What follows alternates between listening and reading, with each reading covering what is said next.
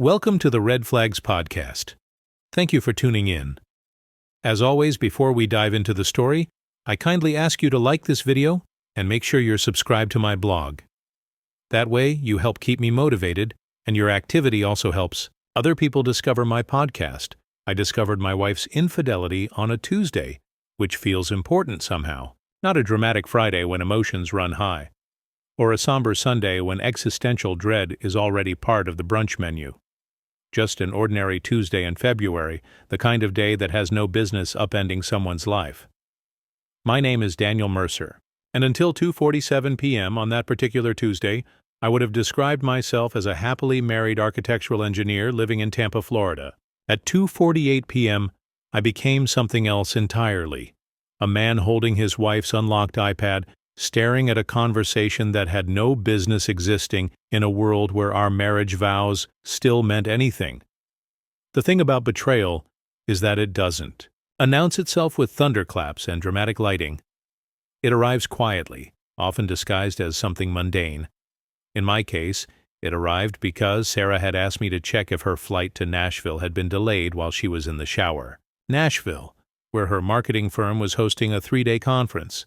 Nashville, which I now understand was a destination, but not for the reasons I'd been told. Her iPad chimed with an incoming message just as I was checking the airline app. The notification banner slid down from the top of the screen, a digital interloper bearing the most casual of apocalypses.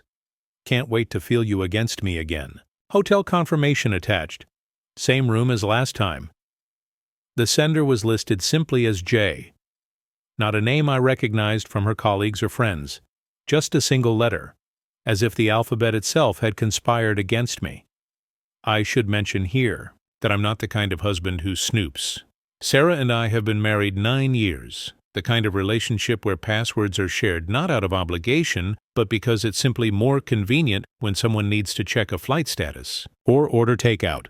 There was an innocence to this access, a trust as comfortable as old furniture.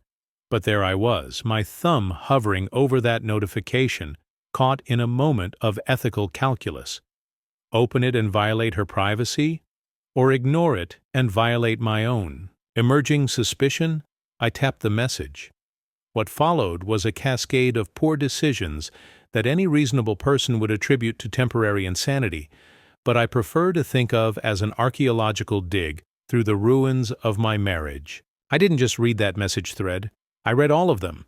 2 months of exchanges between my wife and someone named Jason, documented with the meticulous care of people who thought they were being careful, but had no idea what real caution looked like. There were the expected elements, the suggestive phrases, the logistical planning of their encounters, the post-meeting dispatches tinged with the satisfaction of shared secrets. But what gutted me more were the ordinary moments, the daily check-ins, the inside jokes, the mundane details that form the scaffolding of genuine intimacy.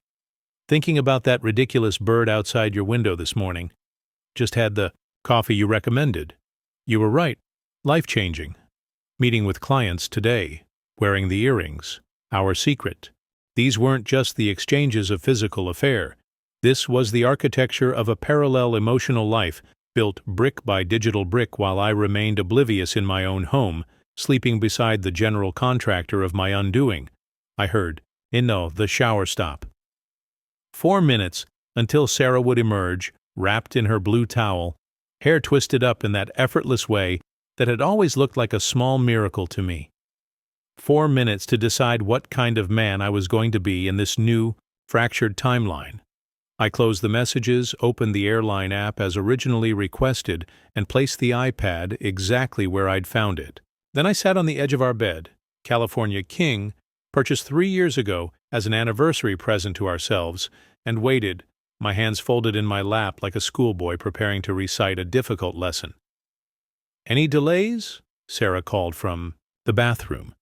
The casual domestic question of someone whose world wasn't currently bifurcating. "On time," I replied, amazed at how steady my voice sounded. "Boarding at 5:15? She emerged exactly as I'd pictured, blue towel and twisted hair. The familiar scene, now playing like poorly dubbed foreign film. The movements familiar, but the meaning distorted. "You okay?" she asked, pausing in the bathroom doorway. "You look pale." "Just a headache," I said, manufacturing a smile that felt like origami folded with wet paper. "Staring at blueprints all day." She nodded, accepting this perfectly plausible explanation, and continued her pre-trip routine, the efficient packing, the checklist consultation, the light but strategic makeup application. I watched her hands move with practiced precision, these same hands that had apparently been touching someone named Jason with equal expertise. That night, I drove her to Tampa International, maintaining our usual pre-trip banter with the performance of a lifetime. I kissed her goodbye at the security checkpoint, the casual peck of a husband who expects to see his wife in 3 days, not the desperate clutch of a man who suspects everything is ending. "Love you," she said, rolling her carry-on toward the TSA line. "Love you too," I replied, a statement that remained true despite everything, which was perhaps the most brutal part of the entire situation. I didn't confront her immediately. This surprises people when I tell this story, as if immediate confrontation is the only honorable response to infidelity.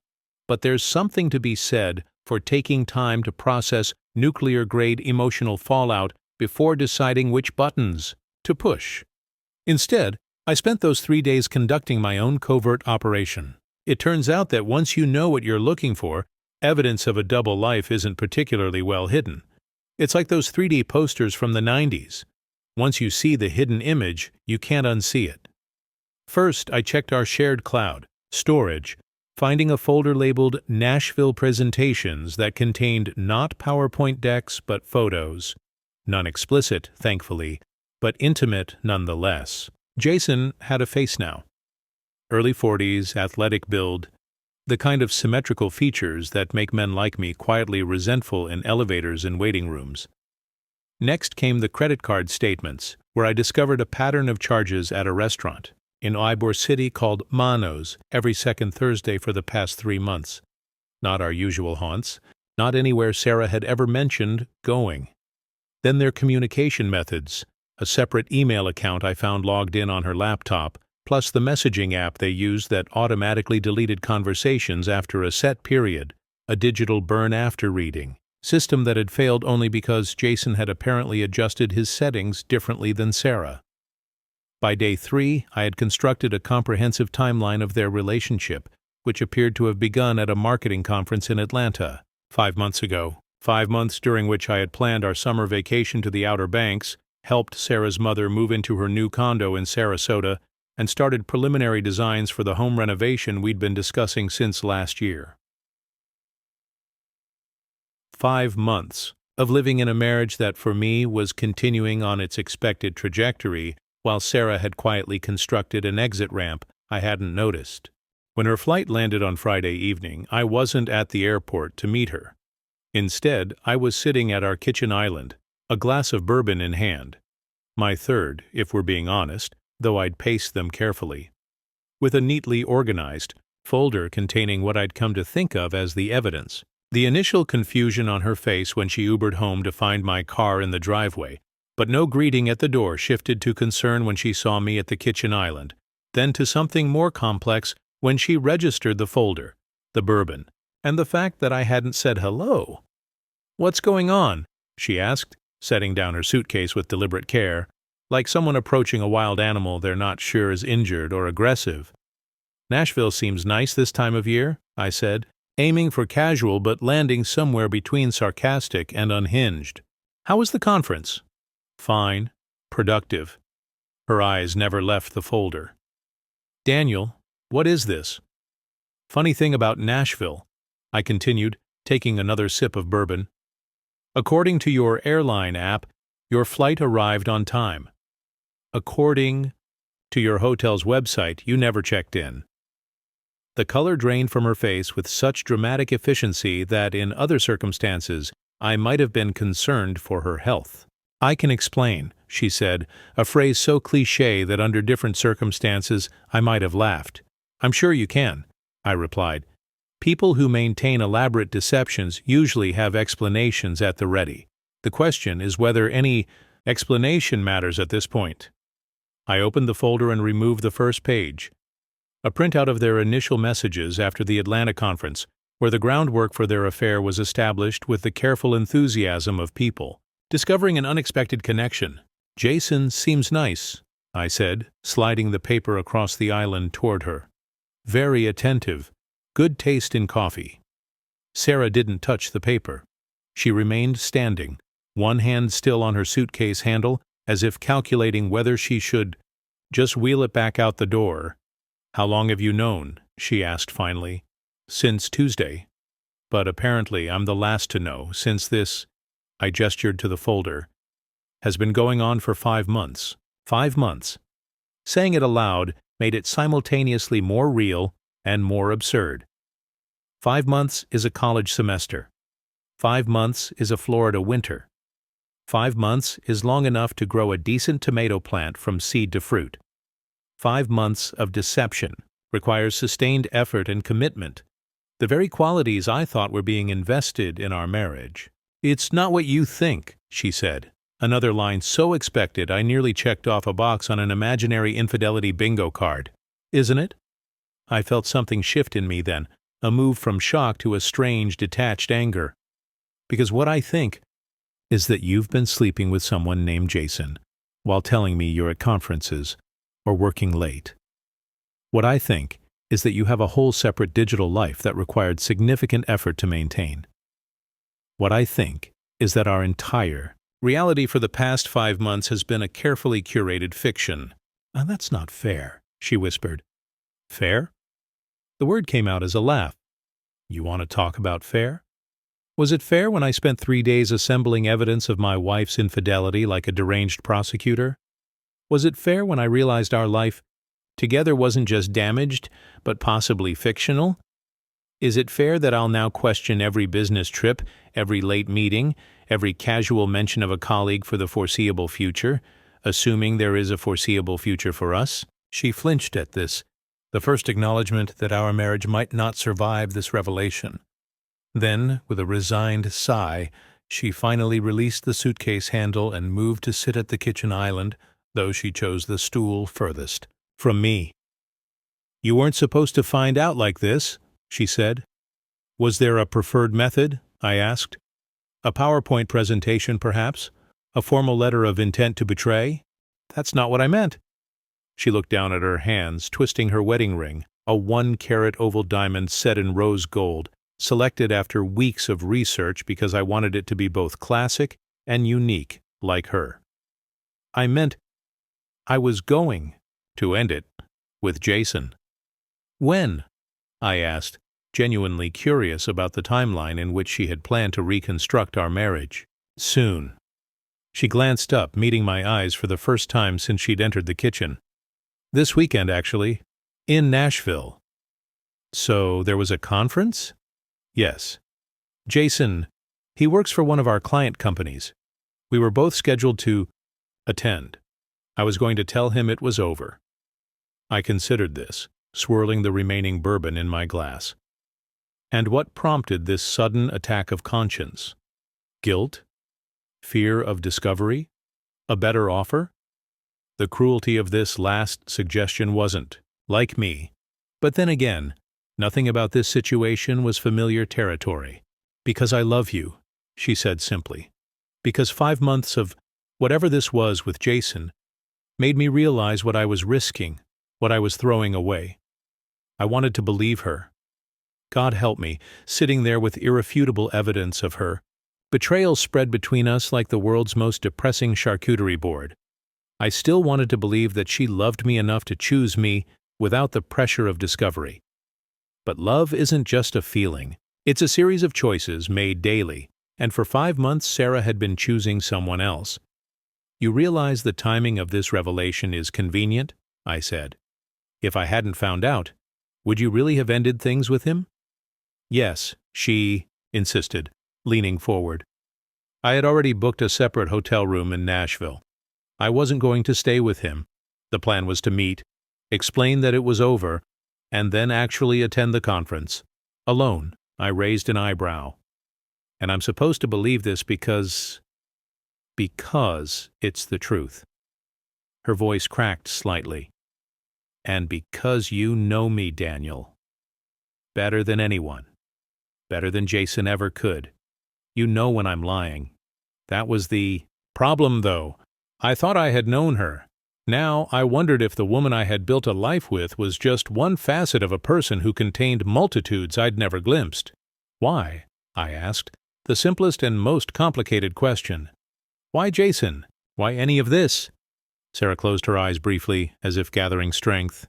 It wasn't about you. It wasn't about anything you did or didn't do. That's what people always say, but it's never true, I countered. Affairs don't happen in a vacuum. Fine. A flash of irritation crossed her face. You want the ugly truth? I was bored. Not just with you. With everything. My job, this house, this city, the whole predictable trajectory of our lives. Jason was unexpected, different, a deviation from the script. And you couldn't have mentioned this profound existential crisis to your husband?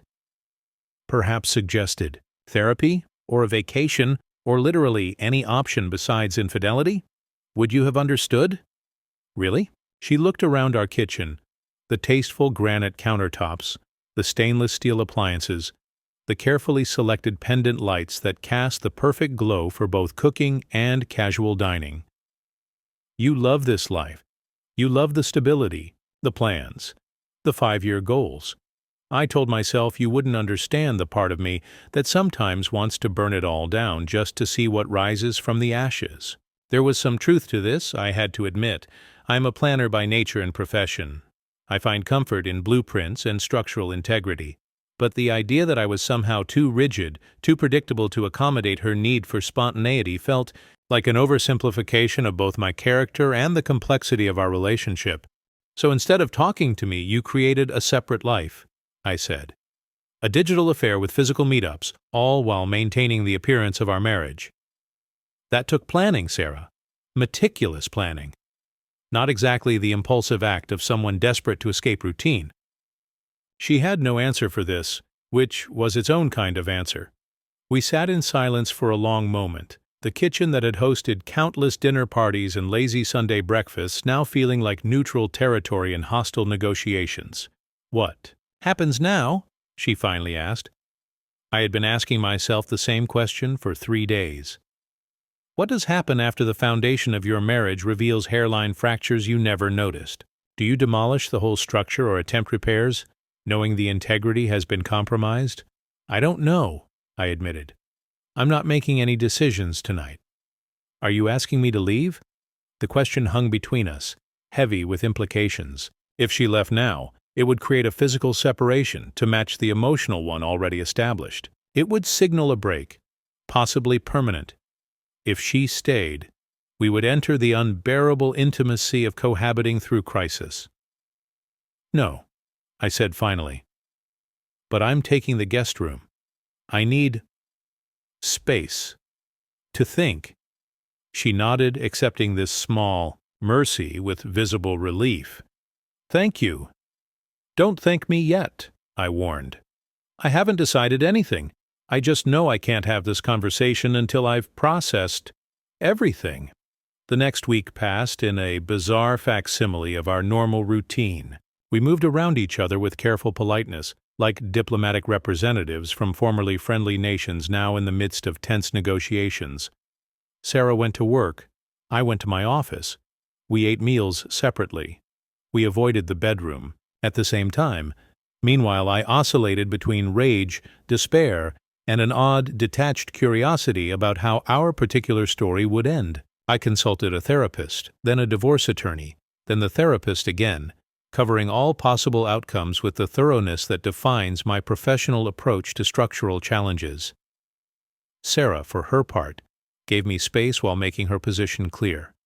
She wanted to repair our marriage. She ended things with Jason, permanently and publicly, ensuring I knew it was done by literally calling him while I was in earshot, explaining the situation, and requesting no further contact. She scheduled appointments with a marriage counselor, leaving the information on the kitchen counter should I decide to join her. Most significantly, she wrote me a letter, not a text, not an email, but an actual handwritten 12-page document that began with "Dear Daniel" and ended with, "I will fight for us, even if I don't deserve another chance." In between was the most honest communication we'd had in possibly our entire relationship. She detailed her dissatisfaction not as an excuse but as context. She acknowledged the selfishness and calculation of her actions. She expressed genuine remorse not just for the affair, but for the breach of trust, the elaborate deception, the fundamental disrespect inherent in creating a parallel life. The letter sat on my desk in the home office for 2 days before I finally read it. When I did, I found myself doing something unexpected, fact-checking her timeline against the evidence I'd gathered, looking not for further deception but for alignment, for truth, for some indication that the woman who wrote this raw confession was the same woman I had married and could possibly still trust. On day 9 of our strange domestic Cold War, Sarah left for work, and I made a decision. I called my most significant client and asked for a week's extension on our current project. I contacted the marriage counselor and confirmed our first appointment. I texted my brother in Orlando, who had been providing long-distance emotional support through cryptic conversations. Sarah and I had agreed not to share our situation with local friends until we determined our path forward. And then I did something either incredibly wise or phenomenally stupid.